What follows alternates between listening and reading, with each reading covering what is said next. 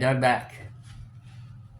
No, I'm just kidding. Took a couple days off. We had a great live on Monday, April Fool's Day, 4-1. We had Pete with Murder Metal Mayhem, Lucky from Unfiltered Lucky, myself, and of course my beautiful wife helping out, doing all of the computer work that I could never possibly handle.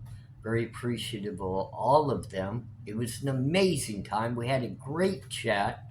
If you haven't been able to see it, run right on over, check it out underneath the live category on this channel. As all three of us had a great time, we discussed the Idaho 4. We got into some amazing, detailed discussions. And man, I'll just tell you, that's the way the conversation should go. And I look forward to be able to do it not only again with those two amazing content creators, but with all of you who were able to watch and follow. Great subs, great supporters. You guys are amazing. Now, we're back to the Idaho 4 because tomorrow we step into the courtroom again for another very important hearing. And we're going to discuss tonight the Idaho 4, but we're going to do it in a little different manner. We're not going to talk about every little piece of detail of evidence and who could be involved and why. We're going to actually talk about the court process that we've watched in the Idaho 4, and I'm going to give you my opinion from a defendant standpoint of what I've seen, what I feel is coming, and just the gut feeling of why, as a whole, our court system needs to be reviewed. But again, I'm ARHayes. It's the Convicts' Thoughts. This is a place where we gather to share our thoughts, our feelings, and we do it in a positive nature. Every voice is heard. I don't throw people out just because you disagree. I listen to every word you say, whether you found this individual as the person of interest and most likely guilty of the case. And I'm also in full support of those that just haven't got enough information and don't feel as though he's involved. He's not guilty in your eyes.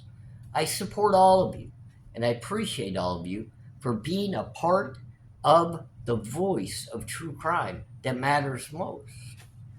That's discussing it and keeping the victims in all the cases as relevant and on everybody's sights, minds, thoughts, feelings, and that's how we can all come together to care even more. The victims of the Idaho 4, four beautiful young souls lost. Ethan, Maddie, Xana, and Kaylee, gone too early. And so many other lives within the Idaho 4 have been affected. And it's a horrific sight to watch from afar because you could just see how difficult of a case this truly is. If we go all the way back to the arrest, you could see Bryan Kohbergers, the defendant, the accused of the Idaho 4 massacre, quadruple homicide, being led into the courtroom in Pennsylvania. He had to go up there and he had to face extradition, which he did without any issue. He waived his right for extradition and was going to quickly be on his way back to Idaho. For him, it was most likely the complete unknown in the sense he had never experienced the inside of a courtroom. He may have reviewed cases and got a good understanding from afar, but that's a totally different feeling than when you actually have to sit before that judge and hear your name followed by the charges you're accused of and the amount of time you would be facing. We quickly dove in. When he waived his extradition, he was on a plane back to Idaho and immediately within the courtroom, within days, to face his arraignment. You could hear his voice clearly in the answering of the questions, all except for that guilty or not guilty statement. And of course, this is where everybody on the he's guilty side started running with him standing silent. They had to vocalize just how big of a deal that was, showing he didn't even want to acknowledge his guilt of the crimes he very much committed.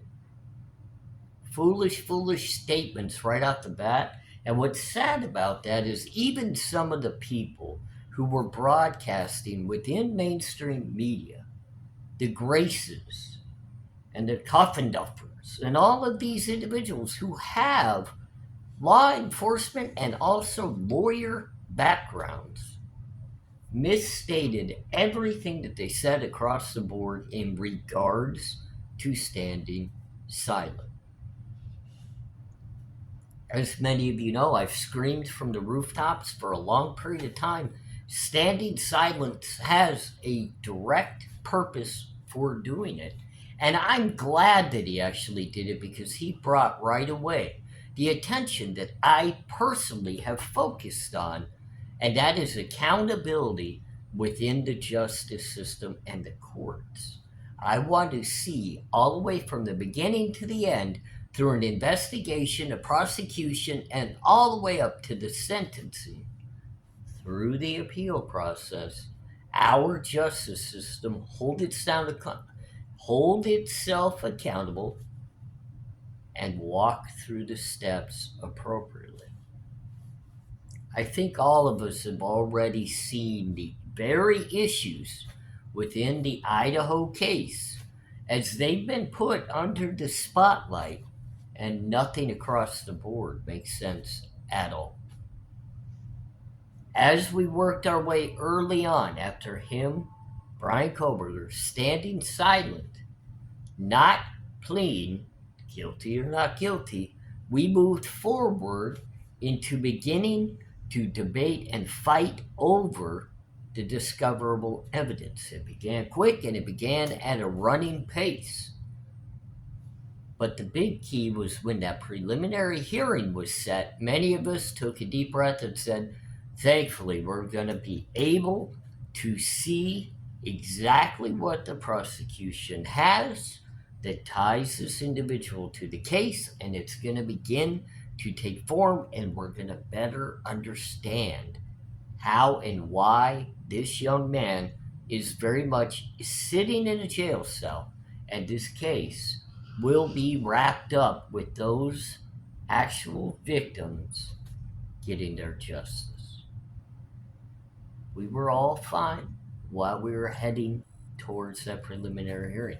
Did we have questions? Of course we did. Did we see the flaws in the way investigators coming in and out of the home mistakenly with booties, no hairnets?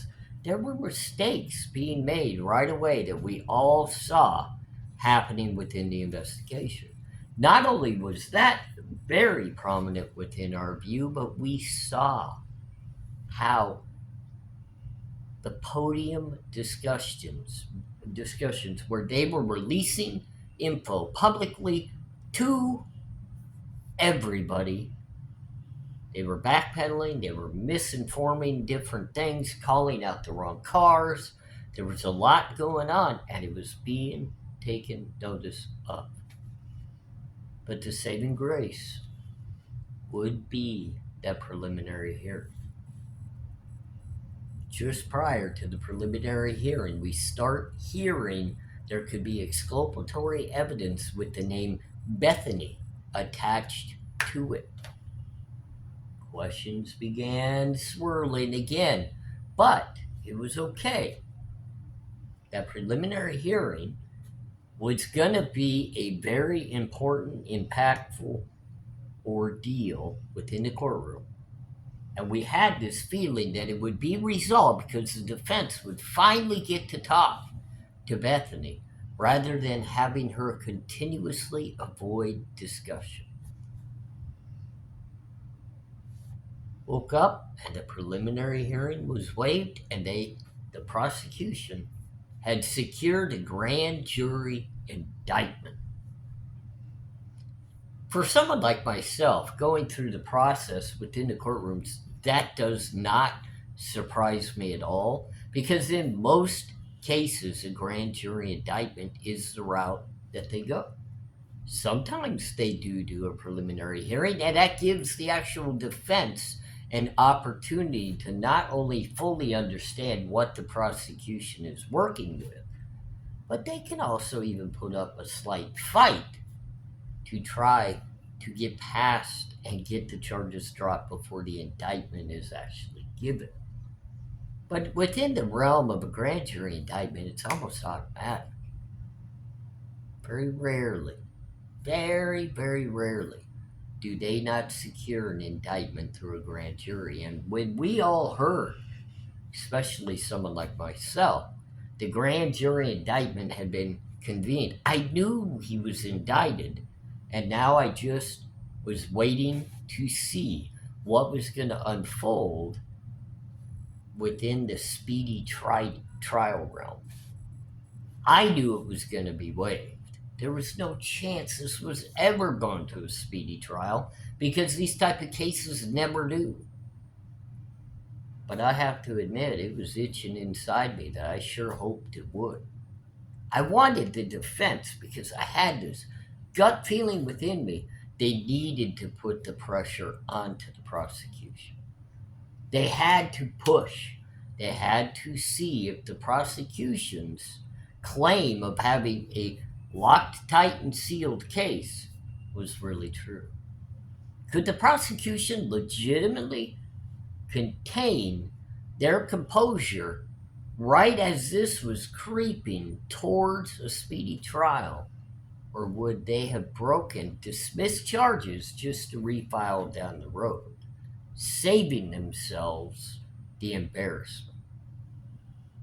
It no longer mattered because once that grand jury indictment was gotten, I could see that it was actually the defense that was speed dialing the prosecution through every type of motion you could imagine to get more of the evidence turned over.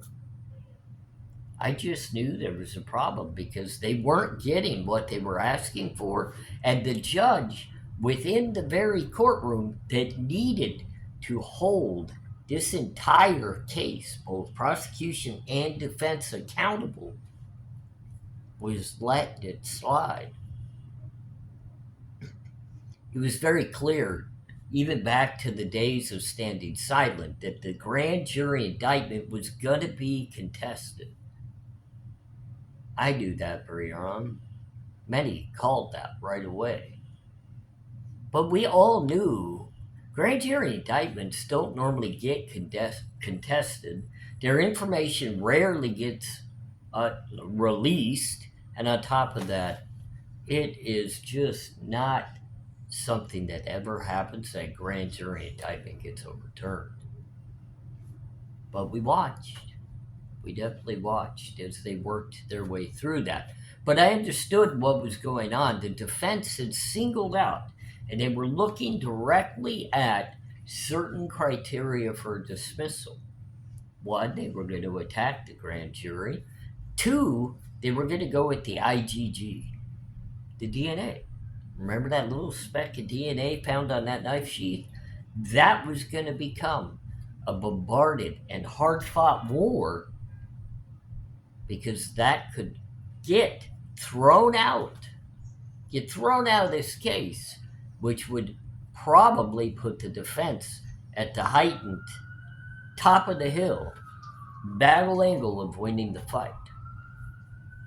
But because I've been around the block once or twice, I've been through the court systems, guys, the prosecution always has the upper hands.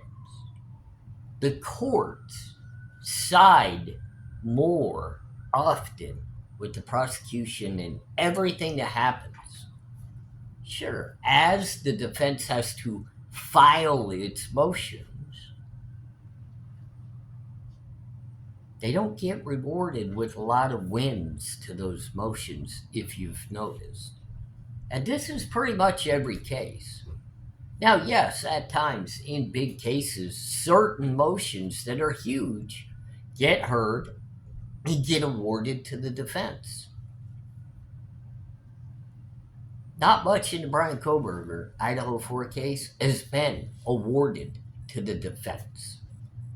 And it's been a clear path walking straight through all the way to the day that the defense had to waive the speedy trial because they had not even got enough evidence to defend their client.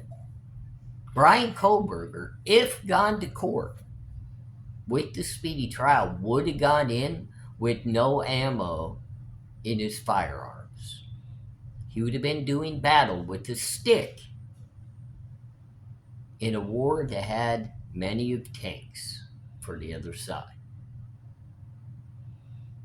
Here we are again. We're going to be in the courtroom tomorrow for another motion where the prosecution pulled a slick one, as usual, behind the defense's back regarding jury selection questionnaires and surveys that went out into the community.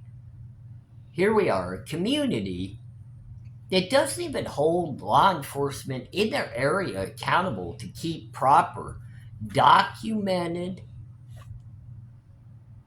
reports regarding 911 calls or coming out to serve and protect the community to where they go break up loud noise complaints or different calls. Show me how well the Moscow Police Department does based on the amount of calls they received and the amount of reports filed. But here we are, the community, when they get these phone calls in regards to a simple survey to figure out the reception of the Bryan Kohberger case in the area to see if he can even get a fair trial, they're immediately calling the authorities. Not one bit of checking into or research done to see if a known way of actually conducting these surveys is going on. They just immediately call the police, just like their noise complaints, just like so many other things that they call the police on, except for when, a quadruple homicide happens, and then they'll wait 8 hours to dial for help, not knowing whether the victims have already passed or if they were maybe fighting for their lives. None of that matters. Because even when 911 is called, the lead investigators aren't even going to show up for even another 4 or 5 hours. But that's a whole nother story, because right now we're just talking about the actual court's justice system. Everything seems to be fun and games within that courtroom between the prosecutor and the judge, even having the judge make certain comments that the defense's motions and arguments to the court are good arguments, but they're almost comical. Think of how that feels to be a defendant sitting there and your entire life is flashing before you without the actual proof or a jury finding you guilty. Your life now, in the desperation stages that it's in, is considered to be comical. You can't get, as a defendant, the very information and evidence against you that you absolutely have to have to be able to put up a good fight and defend yourself. What are you legitimately a defendant? What are you fighting against if the evidence isn't even there? Sure, 51 terabytes worth of evidence was turned over in an extremely sloppy manner, and Ann Taylor keeps saying underneath her breath of how gracious she is. She's so happy she's getting little bits at a time, and she knows that the prosecutor's doing all they... No, they're not. And that's why you see Bryan Kohberger probably having to actually use the restroom, but rush out of the courtroom because each and every time you sit in that courtroom, you get a little more pissed off. And I'll tell you why. Because you watch everything the prosecution's doing from the time of your arrest till now is all on their time frame, their benefit, their wants, whether they want to give it to the defense or don't. And who's holding them accountable? Okay, now finally we're getting into a deadline area of where things have to happen, but that's only for the court's benefit because they legitimately want to have the trial this year, this summer, without all the evidence even being back, without the defense even being able to put up a proper case to defend Bryan Kohberger. They're ready to roll in that courtroom, even when the prosecution doesn't have the evidence back to put on a proper trial. But day in and day out, this is how our court systems work across the country. They cater that every prosecution has the right man or woman on trial, and they deserve to just work their way through the system to be found guilty and go sit in the actual penitentiary or on the death row. Doesn't matter that evidence isn't even backed. Don't you think the prosecution should have that sitting right in front of them as they're actually preparing their case against the defendant? Or are we just going in with theories and stories like what mainstream media is willing to cram down the everyday public's throats? Damn right I speak this very directly and harshly right here in the way I'm putting this. I've sat in that defendant's chair many a times very guilty, and I knew why I was there. There were other times, just like many other people, even many people that have had to be released from prison because they were innocent, because this is how our judicial justice system is allowed to work.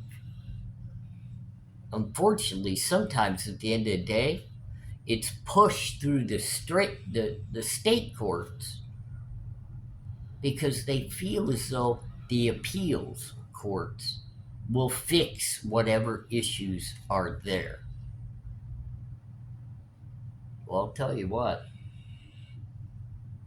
as I watch the Idaho case work its way through the courtrooms, I think a lot of people need to put their eyes directly on the Idaho judicial system and start figuring out how many other people going through their courts are sitting in places like the penitentiary or on death row for BS prosecution. I'm ARHayes.